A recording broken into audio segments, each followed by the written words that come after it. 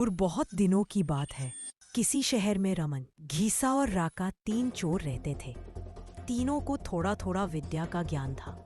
तीनों चोरों को विद्या का ज्ञान प्राप्त होने के कारण बहुत घमंड था। विद्या द्वारा तीनों चोर शहर में बड़े बड़े लोहे की तिजोरियों को तोड़ देते थे और बैंकों को लूट लिया करते थे। इस तरह तीनों चोरों ने शहर के लोगों की नाक में दम कर रखा था। एक बार तीनों चोरों ने एक बड़े बैंक में डकैती करके सारा माल उड़ा दिया।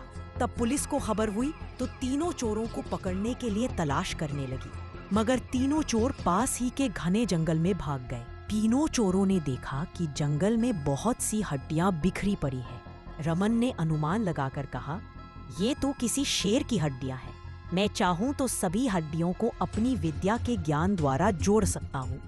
घीसा को भी विद्या का घमंड था, सो वह बोला, अगर ये शेर की हड्डियां है तो मैं इनको अपनी विद्या द्वारा शेर की खाल तैयार कर उसमें डाल सकता हूँ। रमन और घीसा की बात सुनकर राका का भी घमंड उमड़ पड़ा और उसने कहा, तुम दोनों इतना काम कर सकते हो तो मैं भी अपनी विद्या द्वारा इसमें प्राण डाल सकता हूँ। तीनों चोर अपनी विद्या का प्रयोग करने लगे। कुछ देर बाद रमन ने सारी हड्डियों को जोड़ दिया और घीसा ने शेर की हूबहू जान डाल दी। थोड़ी देर में तीनों चोर सामने एक जीवित भयानक शेर को देखकर थर-थर कांपने लगे, मगर शेर के पेट में तो एक दाना नहीं था। वह भूख के मारे गरजता हुआ तीनों चोरों पर हमला कर बैठा और मारकर खा गया। शेर मस्त होकर घने जंगल की ओर चल दिया।